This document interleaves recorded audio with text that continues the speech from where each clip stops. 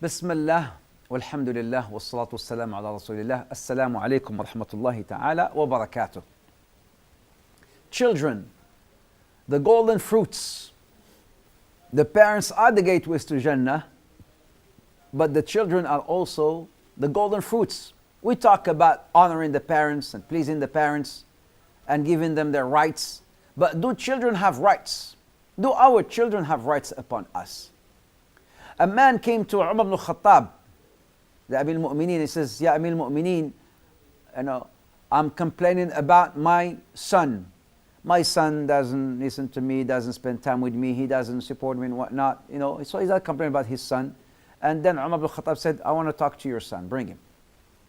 And then when the son came, your father is complaining about, this and that.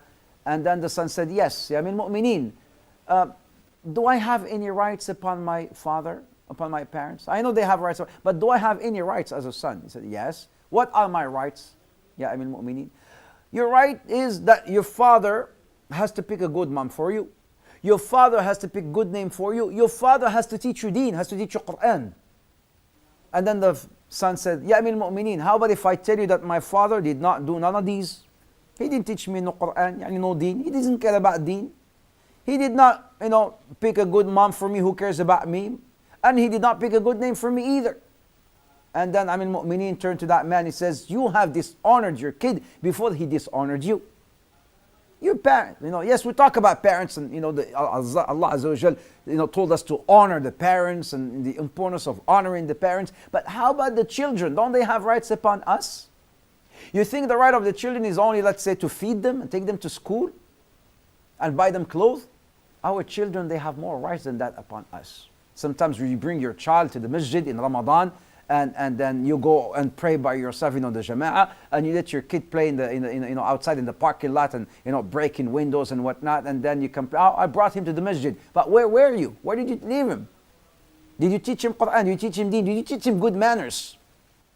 Sometimes some of the parents, they think like they are, some of the fathers, they think like the ministers of finance. The only thing I care about is to pay the bills, bring food on the table. The mom, she's busy with, her things. And then who is spending time with the kids? Who is, educating the kids? Maybe the internet, maybe school, maybe the street outside.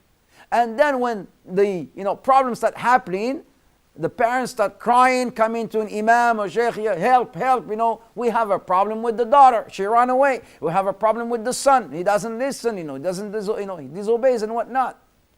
Where are we? Do you know that the Prophet one time, he told the Sahaba, do you know who is the bankrupt? Who is the bankrupt? They said the bankrupt is the one who lost all his wealth.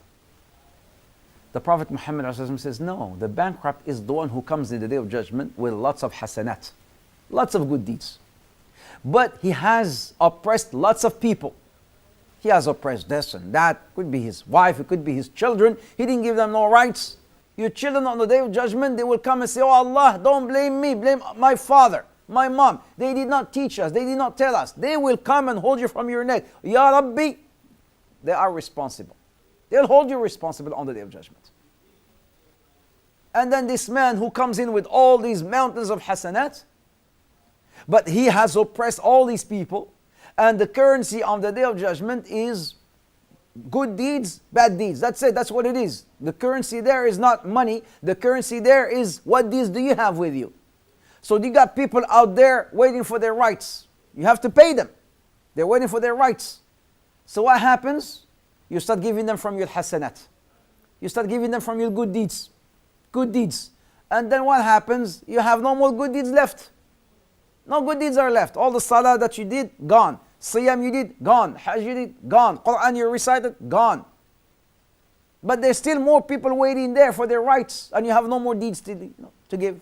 So what happens? They will dump on you their bad deeds, their sayyat. They'll dump on you their sayyat. Hadith which is in Bukhari. Very sound. Oh, Ya Rabbi, I didn't do this. I didn't do this. Wallah, I didn't do that. Yes, you didn't do that. But there got people out there waiting for their rights, the huquq. You have to give them, and you have no more good deeds to give. They will give you the sayyat. And the Prophet says, وَيُلْقَى بِهِ فِي النَّارِ, and he will be thrown in hellfire.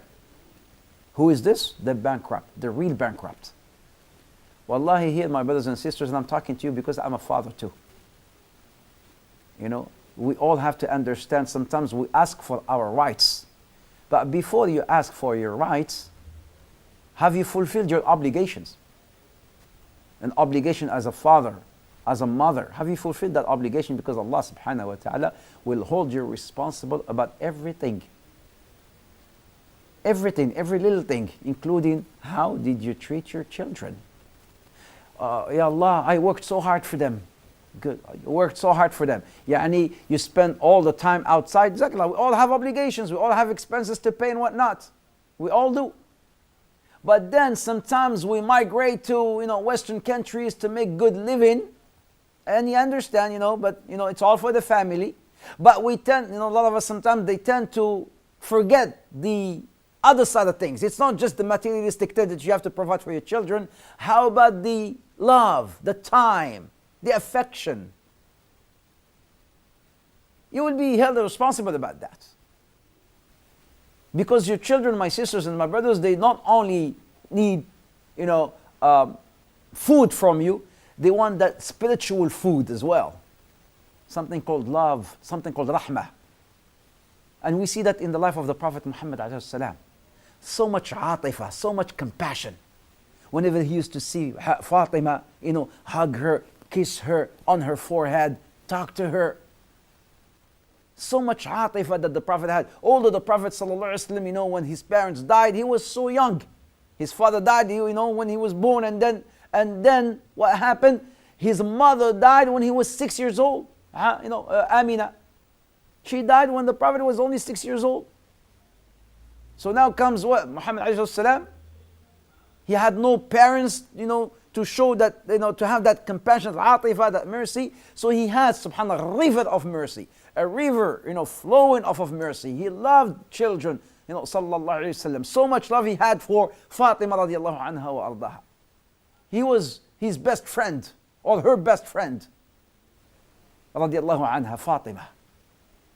How he was with Al-Hasan wal Hussein, his grandchildren, playing with them and giving them. So think, what shall I do? I can't tell you a few things. In fact, I cannot, there's a lot of things that you could do to bring, to make, sometimes some people, wallahi, we can make our homes like Jannah in our homes. Jannah in paradise on earth, in your home. Bring the family together. Bring the family together. Allah subhanahu wa ta'ala, in so many ayat in the Quran, when you talk about, look at the Quran. There's a lot of, value in the family, the importance of the family. A family, be it a brother with a brother, like Musa and Harun, a father and a son. Look at Ibrahim and Ismail. You bring in it, you find it in the Quran. A sister and a brother, like Musa and his sister. A cousin, Isa and Yahya, cousins. Even when you pray, what do you say in the Salat, the Tahiyyat? Allahumma, Salat al-Ibrahimiyya, some people call it Dud. Allahumma salli ala Muhammad wa ala Ali Muhammad. Ali, the family of Muhammad. We pray at least 5 times a day and we don't even sometimes understand. Even in our salah, we talk about the importance of the family. Making dua, Ali Muhammad, the family of Muhammad. It's your family. Bring your family together.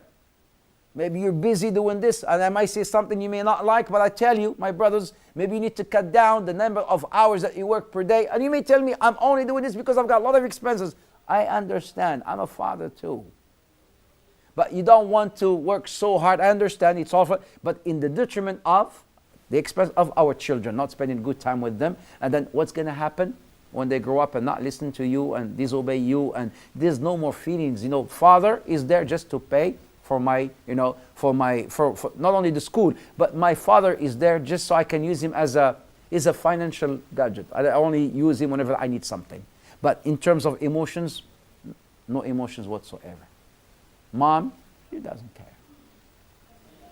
La, try to, like I said, work hard to bring the family together. And bringing the family together is spend time, as the Prophet Muhammad says, كلكم راع وكلكم مسؤول عن رعيته. You all are responsible. You all are a flock, and you are responsible about your flock. You're responsible about your spouse. You're responsible about your children. You're responsible about the people that work for you. You're responsible about your deen, about yourself. Fulfill each obligations, fulfill each right that Allah subhanahu wa ta'ala has made you responsible for. May Allah Azza wa Jal help us to practice and to convey. My brothers and sisters, I ask Allah subhanahu wa ta'ala to make your home like the home of the Prophet, like the home of the Sahaba, full of love and affection, for the family. Enough divorce.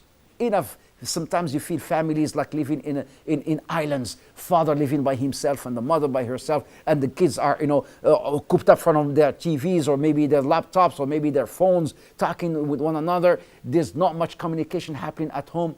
Enough of that. Enough seeing everybody together. Let's bring the family together. May Allah subhanahu wa ta'ala again help us to practice and to convey. أقول قولي هذا واستغفر الله لي ولكم فاستغفروه والسلام عليكم ورحمة الله تعالى وبركاته.